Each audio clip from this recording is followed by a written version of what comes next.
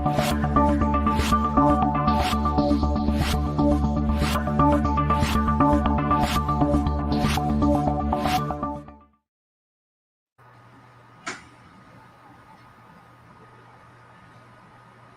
evening, viewers. Greetings of the festive season, and welcome to yet another episode of Startup Speaks.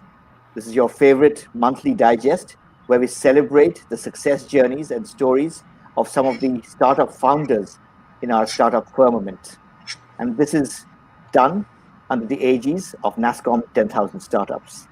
And to bring this to life today, we have Vivek Goel, who is the Vice President, Marketing and Evangelism at Quixy.com, and with him, Sagar Mishra, Director and Co-founder at 13 Tabs, and last but not the least, Sunil Kumar, who is the CEO at Retailer. Gentlemen, a very warm welcome and good evening to you all. Thank you. Thank you, Adi, and good evening to everyone at NASSCOM and watching this show.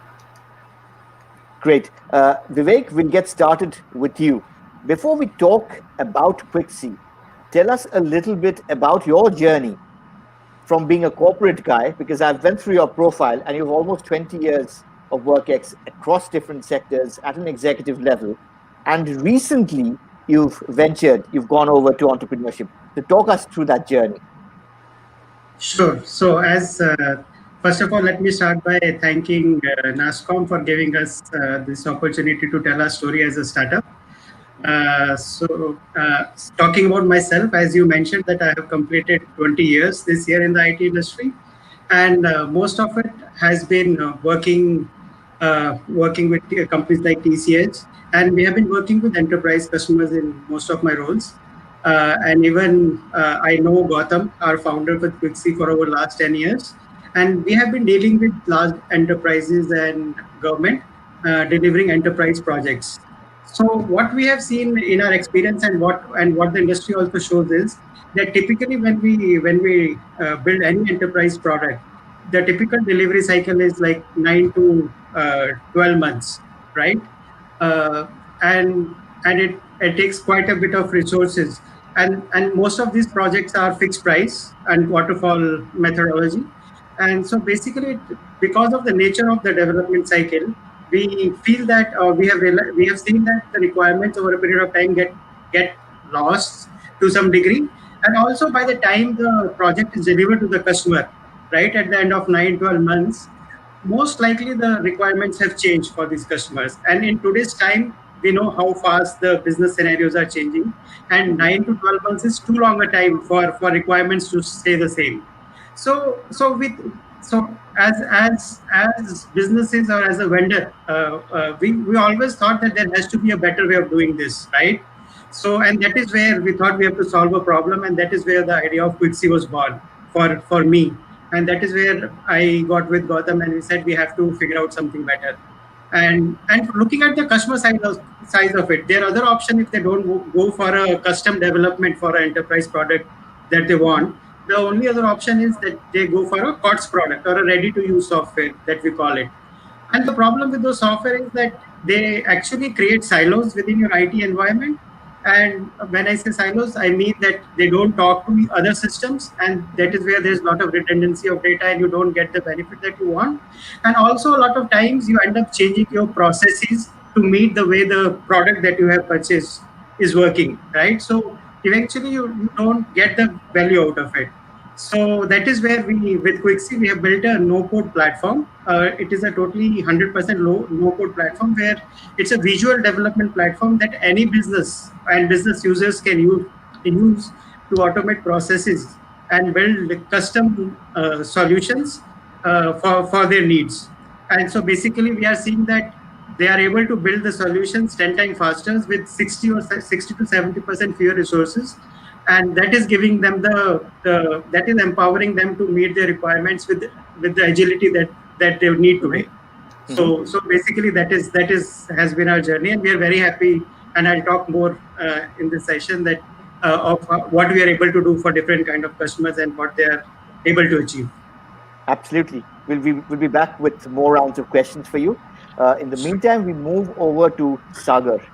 So Sagar, tell us a little bit about your entrepreneurial journey. So with 13 tabs, how did that get formed? What is the purpose? What is the vision of 13 tabs? How did that get born? Okay. 13 tabs is basically a search engine that respects user privacy and helps prevent the spread of fake news. It was created by me and my brother Varun. During the initial days, even when we were in school, we used to discuss some random ideas about the search engines and the defense hardware technologies and all that. And after I completed my engineering, I submitted a project which was about a friendly fire system that protects the army and or the military. It was submitted to DARPA, the Defense Advanced Research and Project Agency of the US government. Though we failed to get the contract, but it gave us the fair idea how the industry works, especially the defense industry. Uh, now, now we thought that it is difficult to enter the defense sector with the kind of money which we had, the tech you need to build. Uh, So we decided it is really easy to enter the IT sector, to build the search engine, and at that time we never had this search engine in India. Though some of the startups they created it, but they failed. Uh, so in 2013 we started working on it. Yeah, we were working, the part time. We were part time working for the product and part Mhm. time for this for freelancing jobs to support us. You're right. In 2014, we came to know about a book written by Julian Assange. It was like when Google met WikiLeaks. It was all about why the collection of data is being done, Mhm. and how it is being used. So we Or came to know, misused. yeah, how, yeah, exactly. So we came to know, the privacy is the real issue. We need to protect the privacy of the users. Sure. So we decided to put the privacy at the core of the system that we were creating. So and we were creating the search engine from the scratch. We were not taking any results from other service providers. We built the crawlers. We built everything from bottom to top. Mhm. Mhm. So uh, So in 2015, I just left everything, the part time which we were doing, and I just got into it that अब ये तो बनाना ही है. So you got So into this full time yeah, from yeah, yeah, 2015 onwards. yeah, exactly. And launched the prototype in 2016. We got overwhelming support from the users. Mhm. The users from 59 countries they accessed our product, and for 3 million times. So our next target was, and it happened in next 3 years. We were updating and upgrading those Mhm. the system, and I tell you one thing that we went to the scratch code 2 times. We redesigned the system 2 times, you know, and it Okay. is a very difficult job to do it for any startup if it's creating something and it is not working.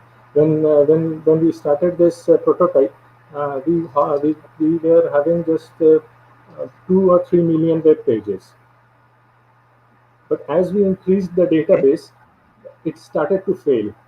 You know, the servers started to collapse. So, so we built it that way that it will never collapse. And now the system is so stable that it Mhm. can hold petabytes of data. So in Okay. 2019, we registered ourselves. We registered as a company, and we got into the NASSCOM 10,000 startups. And the journey still continues. Great. And I'm sure this is just the beginning of a very long and prosperous journey. We'll be back for more questions, Sagar. Let's go over to Sunil. So, Sunil, your career path also is kind of similar, if I look at it, to Vivek, and not unlike mine. You've worked at an executive level, at a very senior management level, across different sectors, both in India and abroad, before you finally decided that, all right, this is what I want to do now, going forward in my life, entrepreneurship, right? So, and the name itself is so interesting. When you say retailer, I get two words, right? I get retail and I get Thela of the Thela Gadi. So talk to us about, not just how the company was born, but even, the magic behind the name itself. Thank you so much. Firstly, I'm extremely grateful to NASSCOM, Arianji, you and everybody, and extremely excited to know about Quixi and 13 Types as well. I think the kind of work Quixi has done, and in fact, I got a call from them today. So I think there's something really great things going on in Quixi as well. 13 Types, I had a look at it, and I really appreciate the effort which you're putting up with the privacy. I think it's very important, and you're really hitting the nail on its head. I'm really grateful to both of you for being a participant here as well. Regarding me, I had a kind of a uh, I was a guy who was. Am I audible? Hello. Yeah, you are. Go ahead. Yes. Okay. Hi. I hope I'm audible. Just like. Yes, you are. Yes. Go ahead. All right. Great. So I started with being a good boy, kind of doing an MBA and doing a typical corporate job, getting married, etc. And after that, you realize that, oh my God, this is not a life which I really want to be. So I kind of went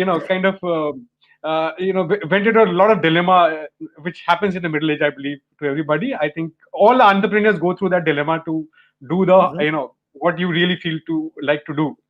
I think that's where we started, and I won't say that there was a typical point in time where I decided that okay, I will go get into my own venture. It was always there, but I was somehow kind of hesitant to take an action, and somehow I got a courage that let's see, yeah, kya hoga, that kind of thing. So probably the boredom got little over me, or kind of frustration to not to do anything really serious enough, or contribute enough seriously. And do something new, right? Something innovative. Yeah. I think that really, I think what really pushes an entrepreneur, which I, in a way, I agree with somebody called Jeff Bezos. He actually said that you want to do something which is, you wanted to do, and you're allowed yourself not to kind of ignore that. That is what I chose not to ignore it. I think that's how we all kind of get driven by. Regarding retailer, the idea is exactly that we want to hit the retail business from the Thela perspective, and I think we want to redefine the street retailing, or the way the Thela is perceived, not just perceived or experienced, but also there is an entire whole ecosystem which is actually been kind of put under the carpet. So retailer is going to is actually making some impact in a small little ways now. In certain part of the country. So I think that's exactly the intent, and we wish to continue doing so. What made you hone in on this specific problem? With there's so many out there, you went in and specifically looked at the fact that large majority of households are actually getting their raw material, right, their raw food produce, fruits and vegetables and so forth, from these Thelawalas, right? And then you're joining them. What made you hone in on that specific problem? My entire fascination was from the when I did my specialization in retail only, and then I joined Future Group, which was organized side of retailing, and I spent quite a good number of years in that company to understand how they work, and it's a very cushy, fine job, but I was always looking at some solution which is really not just present at somebody was solving a kirana store problem, somebody was solving an organized big format problem, or an e-commerce problem, but there's a large problem which is actually being ignored, is something like Thelawala, which is the most kind of perceptible. You see it every day, you probably buy every day, and you kind of these are not so good guys, yeah. it's not it's unhealthy to purchase from there, and etc., etc. I think I was looking at a problem. I didn't know the answer, so I went to them, asked them in the Bada Bazaar market in Kolkata, and I kind of spent quite a good number of days and a lot of sweat, so which is kind of given in Kolkata for us. So Yep. I think I spent a lot of time with them, understanding how do they work, and then we started designing solutions. I think from there we were very clear that this problem is being ignored, and even if we scratch a bit, we will be seeing a lot of good points to score. Great. So Sunil will be back for more questions in the next round. We'll go back to Vivek. So Vivek, you've given us an overview about the product. Now let's delve deeper. Now, one of the things that really fascinated me when I was going through the profile, not just your profile, but the company website, is a term, right? And it resonated with me. And the term is a citizen developer, right? So you talk about a citizen developer, and therein we have a concept of, let's say, if I take myself, I'm a citizen who's a citizen developer. I'm a business guy who can't code, right? Fact of life. How is Quixy going to help a person like me with my startup? Why don't we start there, like a real case study, use case? Vivek, you're on mute. Yeah, thank you.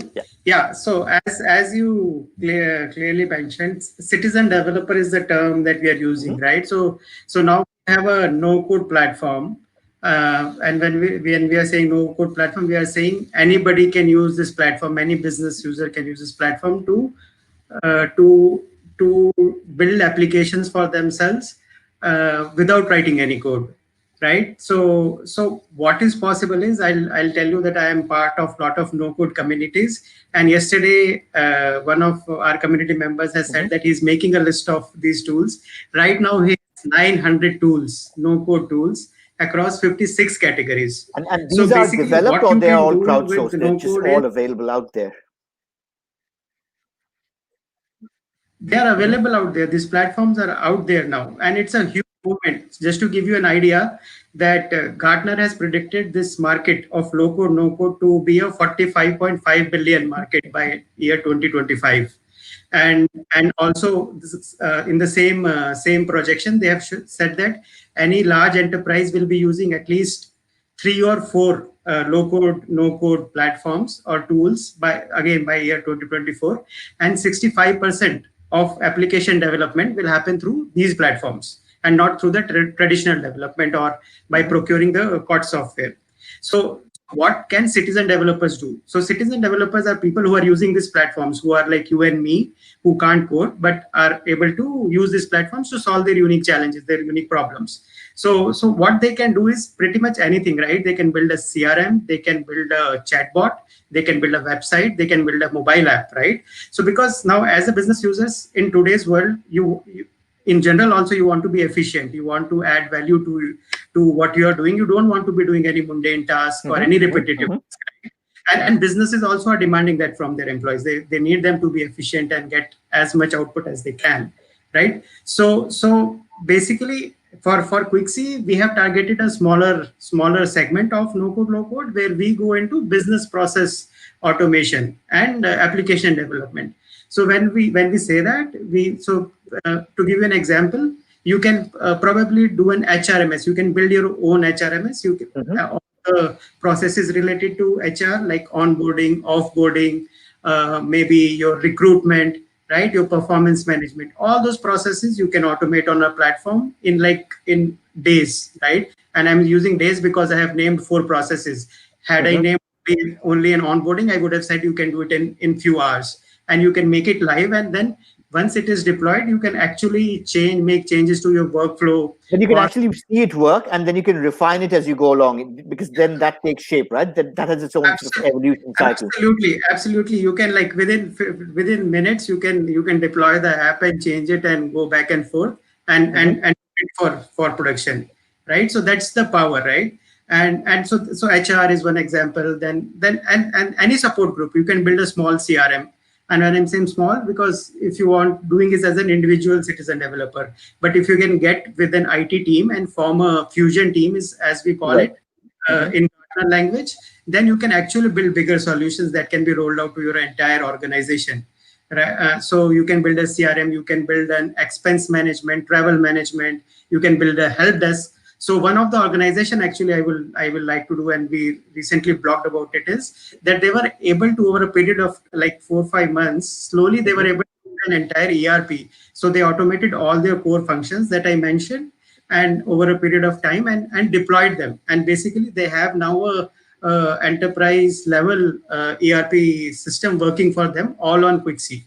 So and they like they said if they had done their own calculation, and they mentioned that they're actually saving $8,000 a month had they gone for different COTS product all those purposes. So that's the power of no code, and that is what you can do with no code. And give us an idea about the price point. So let's take your earlier example of HRMS and give us Correct. two ideas. So one is, let's say HRMS, I'm only looking at recruitment. And the other one is where there's recruitment, there's onboarding, offboarding, maybe a little bit of training. So there's like 4 or 5 different modules within HRMS. What would be a typical price point for this? So for our platform, we have two types of subscription. One is you can pay per user per month, right? And then these users can basically build anything. There is no limit on how many number of solutions you can build. And this and the other option is where you can actually pay for a solution. And why we have that option is because sometimes you have a huge employee base, but then you want to build only a particular HRMS solution, right? So if you have 1,000 employees and you are just going to use an HRMS, then it doesn't make sense for you to pay for 1,000 users at the rate at that price of $10 per user per month, right? So that is where they go for a solution one. But otherwise, if you want to automate all the processes across your organization, then you go for per user per month, and that makes more sense.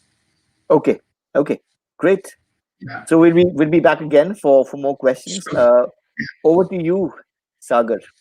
So tell us a little bit more. Let's do a deep dive around your product and talk to us and put that in the context of this overall sort of paradigm that we find ourselves in, right? On the one hand, there is huge amount of news which is based on rumors, which is based on sort of fake hearsay, which is extremely sensitive and politicized. On the other hand, and you sort of indicated this, some of the technology giants and the social media giants have themselves been pulled up for the way that they are using, collating, compiling, and to an extent sort of abusing the trust of the millions and tens of hundreds of millions of users who are actually entrusting that, right? Who are on those media platforms. We know the names that we are talking about.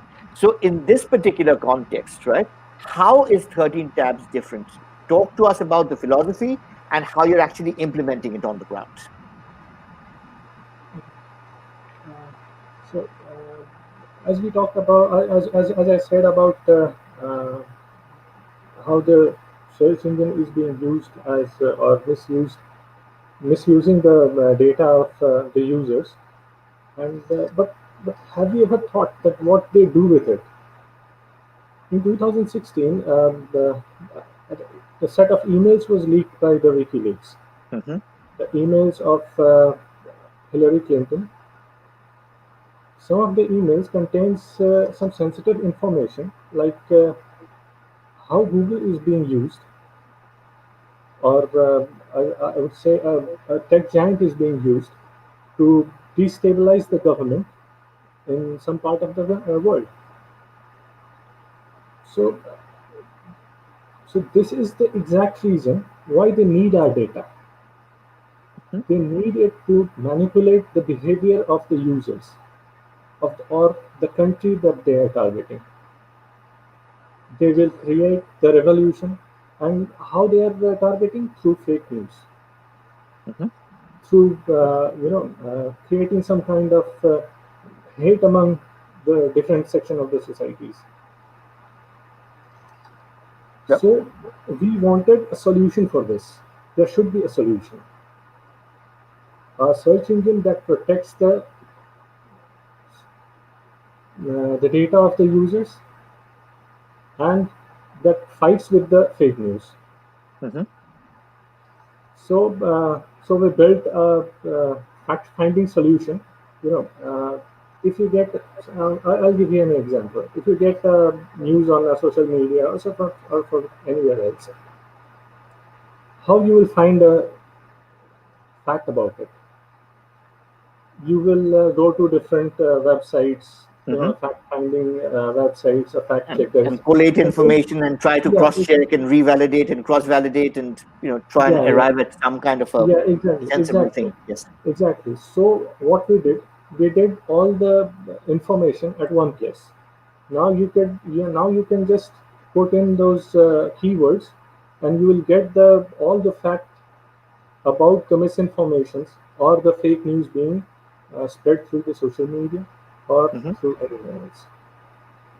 So we put this. So this was the solution about the fake news. Now, when we come at this search engine, we saw that there are many search engines that they claim that they are private search engines. But the kind of work that they are doing, they are taking results from other search engines and providing it to the users. But they are never telling you that what kind of information, the user information they are sharing with their partners to get to get the relevant results. Mhm. So it was very important to build a search engine from scratch that crawls the internet, get the data, and produce the results for the users without knowing what their behavior of click behavior or search behavior. What they Mhm. are doing is profiling you with your past search history.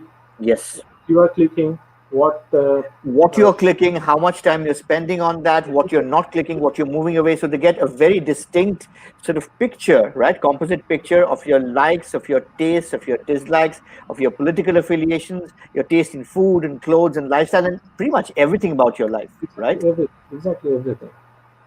But at the same time, we are not against this industry creating, making money out of the advertisement.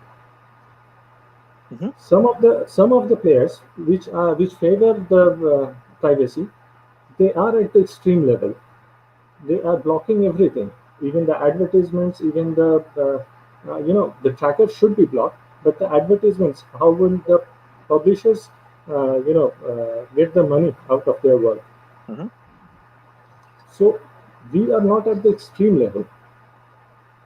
We are building a solution that will help the publisher to gain money out of gain the funds out of their work without tracking those users that they are coming on their website. Now, so who is culprit of this? The search engines that created the trackers, and they put them with their advertisements, and they put them on the publishers, the small publishers, or even the big Mhm. publishers on their website.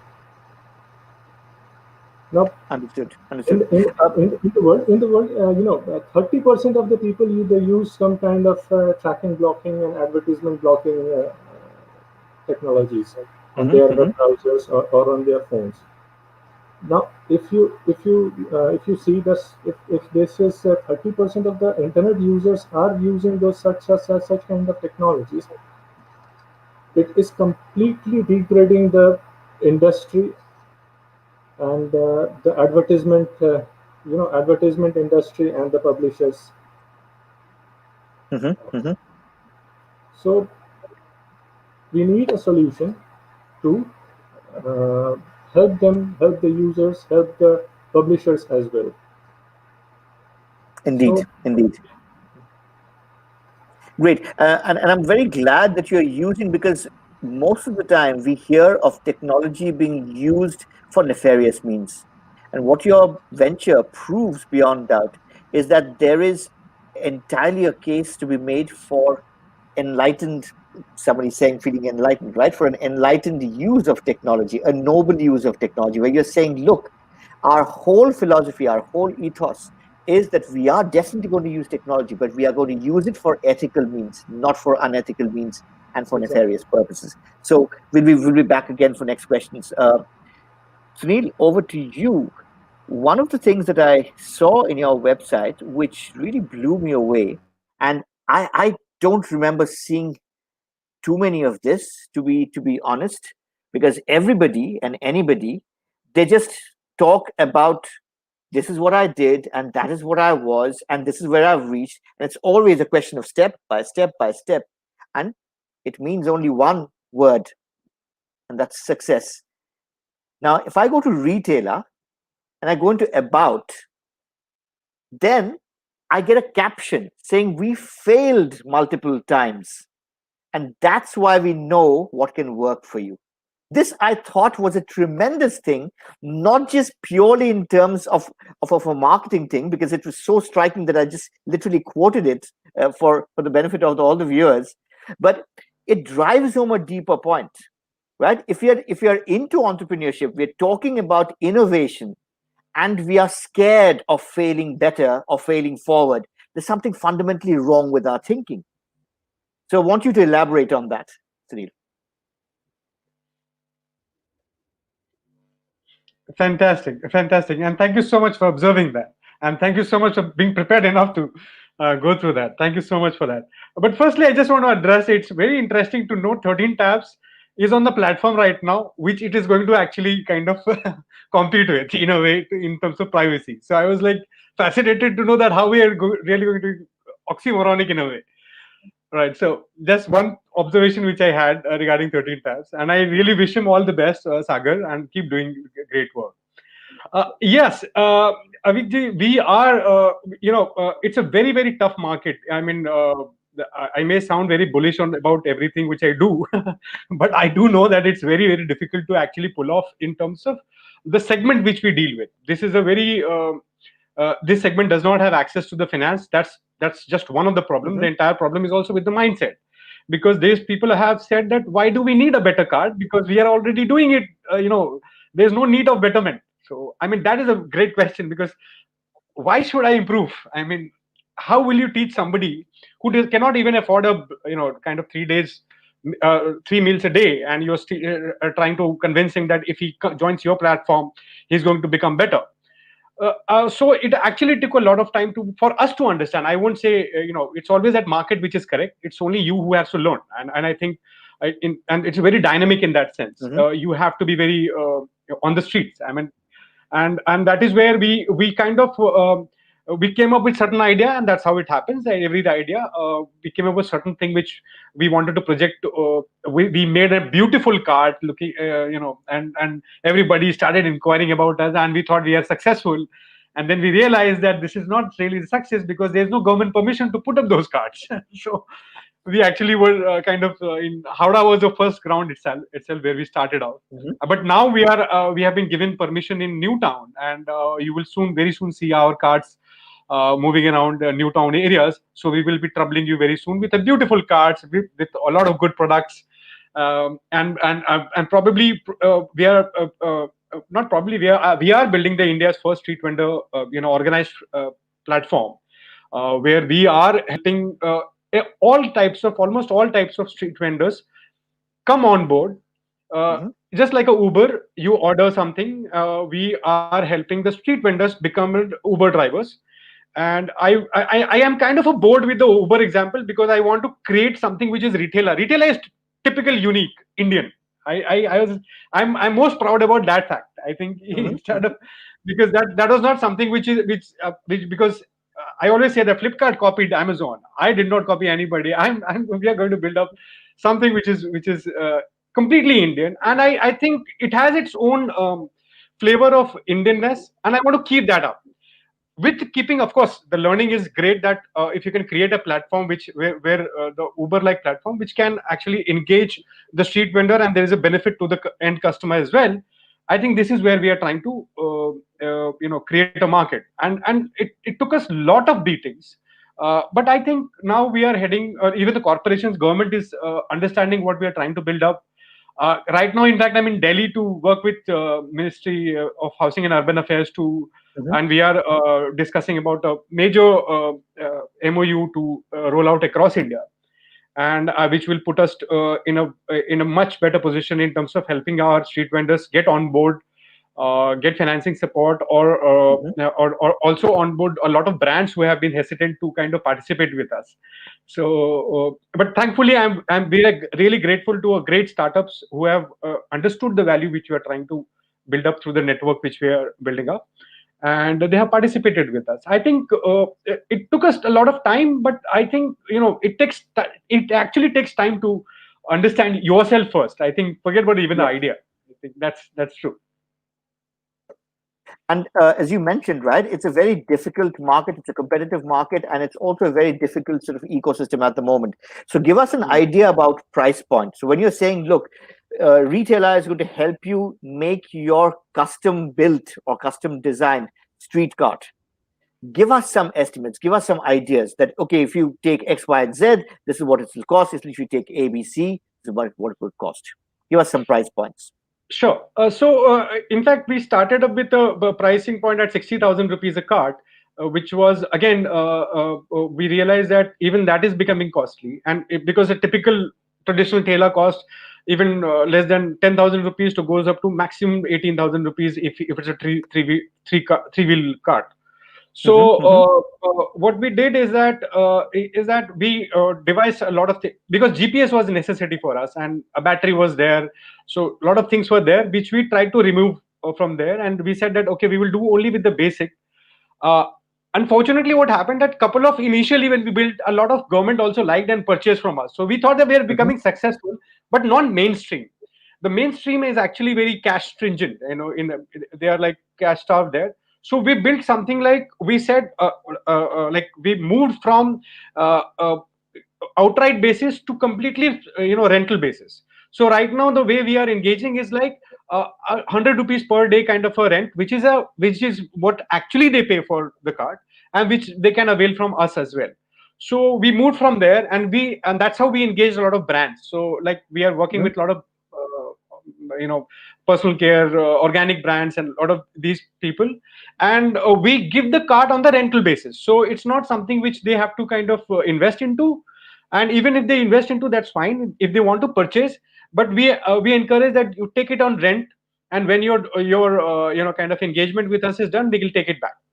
So they don't have to really incur anything. A slight amount of kind of security deposit may be required. It's not a necessity, depending on the registration or a kind of eligibility of that person. So we 100 rupees a day is a very feasible amount. I think that is what they're currently paying for that, even the the broken cart, wooden cart also. So Right. I think and it ranges from 100 rupees to even 500 rupees for a steel cart and other kind of things. So that is how we have subscribed and kind of made ourselves available, affordable for them. And what's the kind of market reach that you've achieved at the moment? Currently, we are working with nearly about 300 cards in Delhi and Pune. Yes, COVID did impact us, and it did hit us very badly. I was just coming to that, right? Yeah. What's been the entire experience during the extended lockdown, and what's the experience currently? In fact, you'll be. I mean, I think I'll tell you. In Pune, we had signed up 350 street vendors who had signed up and kind of paid advances for the carts. And it has happened in from November to Jan, and in February, March 25th, when I came back from Pune, which I still remember that date, and by that time, we thought that, and all the applications, which signed applications, were submitted to the banks. And that point of time, so you imagine 350 people signed up, and it means a huge revenue for us, and everything went to zero. So everything went for, because street retailing and that Pune was badly hit, and street retailing was completely banned. Everywhere, all across the country. Yeah, everywhere, all across the country, and that is where we were really badly. Only delivery. Even street vendors. So street vendors got scared, and that was a really badly hit them for livelihood. I must say that instead of taking our kind of revenue as a priority, we took their livelihoods as a priority, and we started helping them with the loan and everything which we could do. But yes, we did lose a major portion of our. It happens in a. Nobody really planned for this. I think I Absolutely. always say And that I nobody had a in the world typical journey. could have At least envisaged we it kind or of prepared for it or done anything.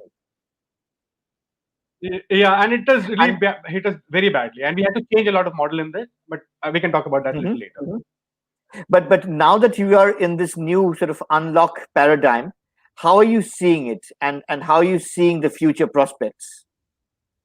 What we quickly did, I'll just give you a brief that we quickly shifted from the retailing to a delivery part, because a lot of street vendors realized that it is better that I cook at home and kind of deliver. So we created a lot of e-commerce platforms, a few of them for free. I mean, just for free, and we did not even charge them. We created for free and told them, instead of, we also already had our platform. We created multiple platforms for various stakeholders, right from Pune, Delhi, Right. Chennai, and other places wherever we had contact, and tried to help them out. What it helped is that it helped them, and it kind of gave us a kind of goodwill for us.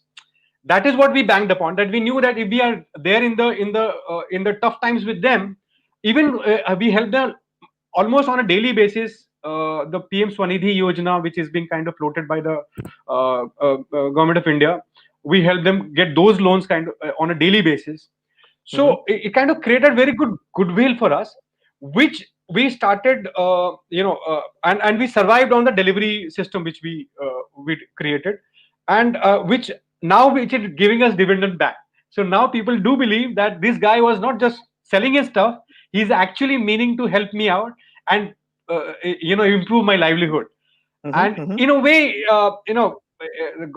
nature has its own kind of take, and it kind of deepens your relationship with your customer. I think, if I can put it like that, I can, at difficult times actually uh, uh, you and customer get connected pretty well. I think that's what happened in these times. Right, exactly. And what you're saying, what's coming out definitely is a sense of belongingness as opposed to the sense of busyness, right? If you have belongingness, and if you have bonding, and if you have that sense of connect at a personal level, at an emotional level, right, at an empathetic level, during the worst of Not times. just transaction. Yeah, not just transactions, taking transaction Correct. to the next level, creating a rapport, and transcending rapport to make a relationship. Once you have a relationship, particularly when the chips are down in a bad situation, right? Like what we are going through right now, then chances are very high that those customers and that support base will stay with you when good times come back. And they will start to become your champions and your evangelists, saying, these are guys who've been with us through thick and thin. These are guys whom we want to work with. These are guys who can be trusted, right? And I think that's a very interesting story right there. Sagar, we come to you. So Sagar, we come to you. We are getting towards the end of our segment, so last few questions. Sagar, tell us a little bit about your experience through this entire pandemic period. Of course, there's no activity happening on the roads or on the streets in your case, or even for Quixi. But give us your experience of how the ecosystem per se has been hit, how 13 Tabs has dealt with it, and what you see as your vision for the future, over the next few months or years.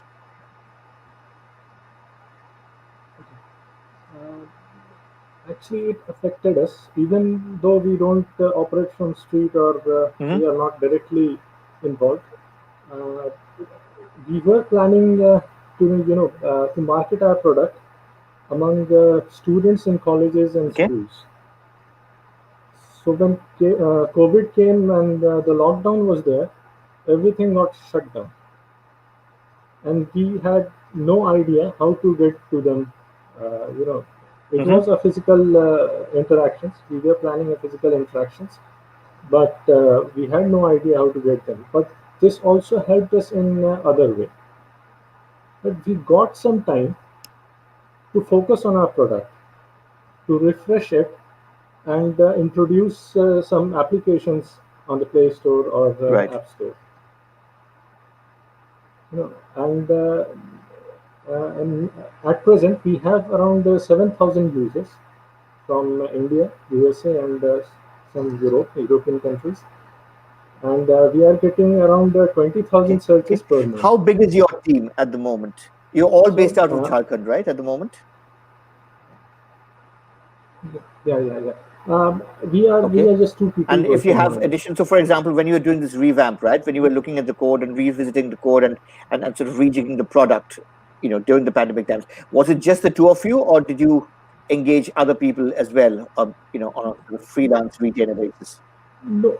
Yeah, one option is to get interns into the company and ask them to help us. But the problem with the interns is Yes. they are fresh people, and you need to teach them how it works. And it's not like the code is a very simple, structure where you would send them some modules and ask them to work on it. These people are not experienced enough, and in Jharkhand, you get you get very few technical people to work on such kind of projects. So we are currently working. Two of us are working on it, and we are not facing that much problem of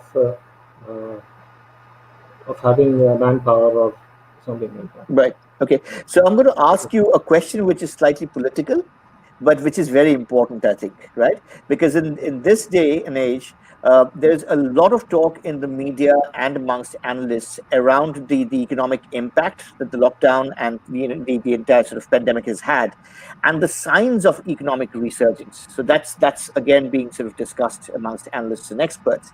Now, in that context, I wanted to ask you, because there's this story of yours, the feature of yours that came out in your story some time back, where you talked about the fact that, all right, you may have an entrepreneurship kind of an event, right? But is it just an event for the sake of it?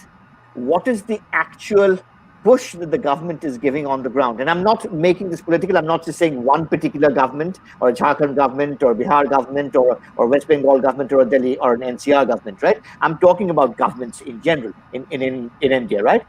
Because you made a few points. It's not just about holding an event, but it's about giving a lot more, right? Making a lot more happen on the ground so that startups can really see some tangible opportunities and make use of that, right? Do you want to elaborate on that given our current situation? Exactly. Okay, it happened in Startup India Jharkhand Yatra. We got selected and when we went to Ranchi. And yeah, it's a big event. A lot of startups were there. But the kind of questions being asked from the startups were वो आपको suit नहीं कर रहा था. The panelist. It was not. One of the panelists asked us about the code, how it works. It is the basic question that no tech company would tell you that how it works. Yeah, because then you might as well say, okay, just give me your source code, give me your algorithm, right? Yeah, just give me the documentation. यही पूछ लेते. हाँ, बिल्कुल. तो ये थोड़ी सी problem मुझे दिखी कि हाँ वहाँ पे एक गैप है. And the point was, we felt that the event was done for the sake of engaging the youth. So the question of, okay, we have a big event, lots of people, lots of publicity, this is what we are doing, media coverage, right, etc., etc. But what's the actual impact on the ground? It was like selling the dreams to the youth. They came from colleges, they came from all walks of life. Sure. And the government or the authorities were selling the dreams to them. But what we got from it, that's the point. No one got nothing. They got nothing. And what is it that you would like to see? right? We discussed what we didn't see, right? Yeah, Give us yeah. very clearly maybe one or two things that we would like to see, particularly at this point of time, when Okay, so many okay. startups and so many new ventures are finding it really, really hard to stay afloat, to keep their businesses open. Government has the data. Most of the startups are, registered on their platform, for the Startup India platform. We have NASSCOMs, we have a different kind of tech, uh, you know,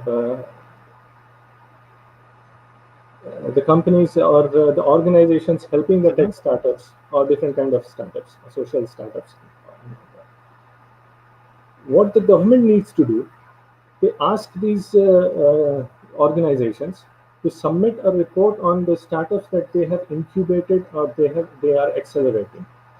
Mhm. Mhm. Make a list of promising 100 or 200 startups. Make a strategy and go with them with full support. Yeah. The whole ecosystem will change in next 2 and 3 years. Absolutely. So it's not just a question of making the right noises and giving the right media bites and involving a whole mass of people, but spreading yourself so thin that you're not able to focus on any particular sector or any particular group of startups, and thereby you're not actually, helping things on the ground. Great, Exactly. great, great point indeed. Uh, so Vivek, we are getting towards the end of our program. Vivek, we'll come back to you and we'll ask you about your experience during this entire sort of lockdown, extended lockdown, and into the unlock, and how you're seeing things at the moment.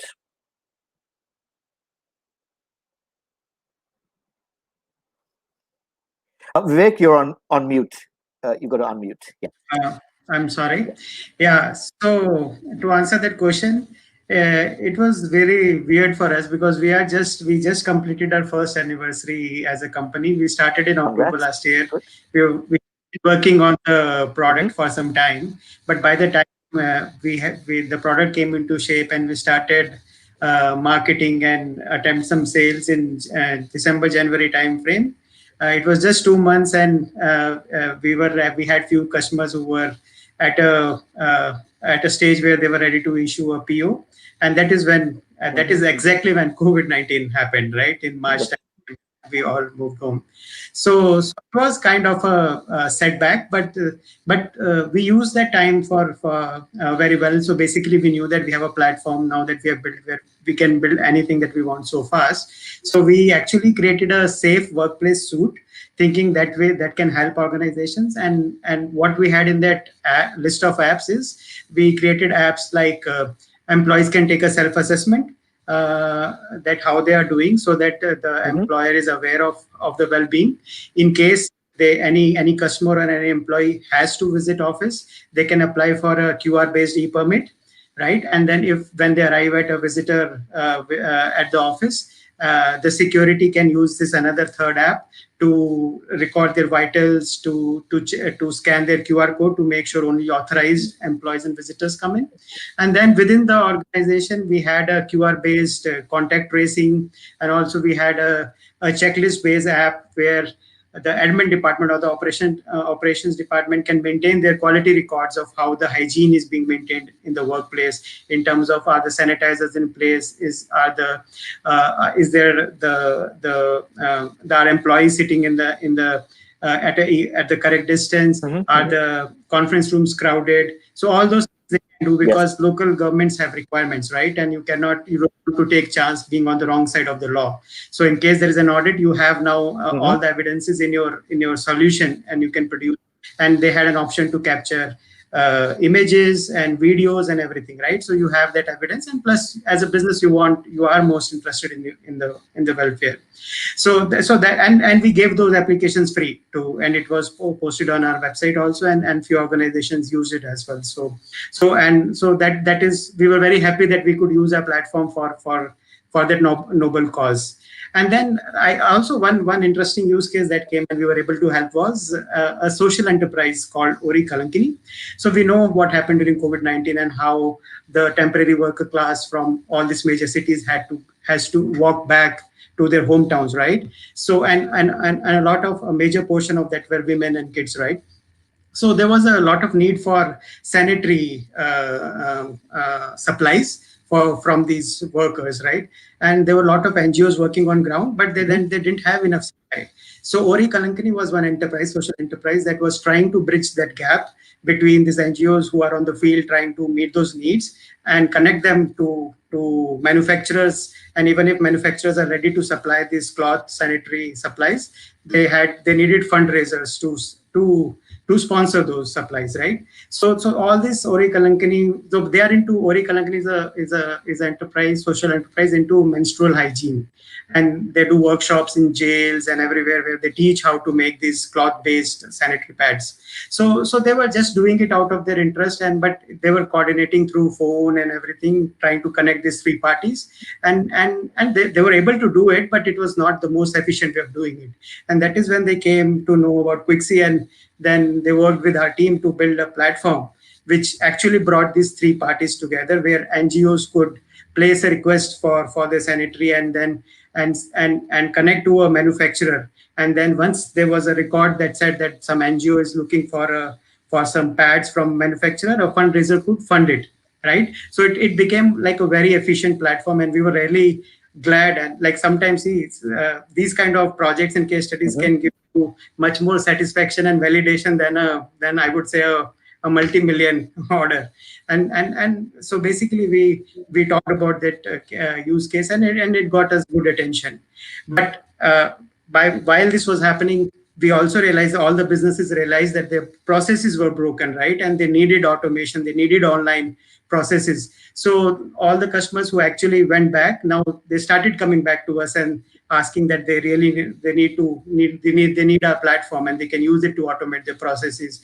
There were companies who could not onboard employees. There were companies who were not able to issue purchase orders or invoices because everything was stuck in files in their offices, right?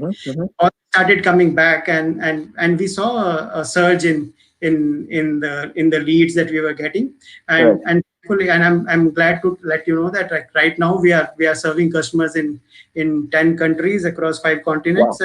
Wow. And these customers are from 10 plus industry verticals, all trying to solve different problems in their businesses. So I think COVID-19 was good for us, like for any other tech company in this space.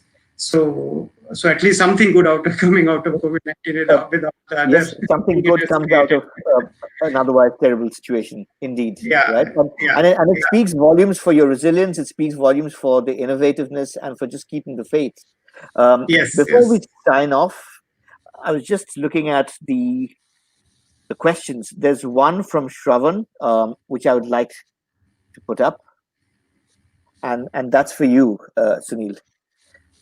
So how did you connect with the street vendors before COVID? So we talked about how it's been hit and what we can do in the unlock period. But when you started to launch this in the product, right? How were you able to enthuse them? How were you able to sort of galvanize their support and active participation in the event?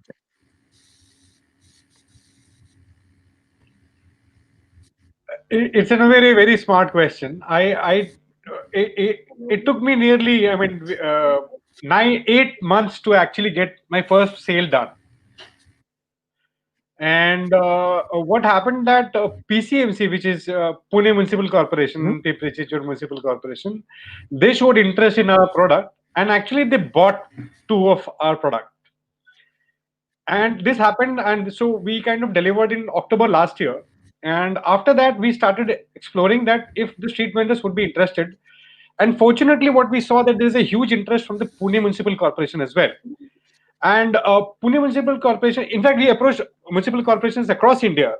But the Pune was the one which actually showed genuine interest in terms of helping us on ground activation of the street vendor. And also we happened to give there's something called Town Vending Committee in Pune Municipal Corporation. We gave a presentation, and everybody was really happy about it. And almost every member kind of promised us. But these kind of government promises takes time to kind of deliver on ground. So kind of by December, Jan, we started getting the real fruits. Where almost I must add that it was an exhilarating experience to go and meet these street vendors and I did not have to pay from my pocket, and me and my team, I would include that, to eat, because they used to offer, because we came from the corporation and we were trying to help their livelihood.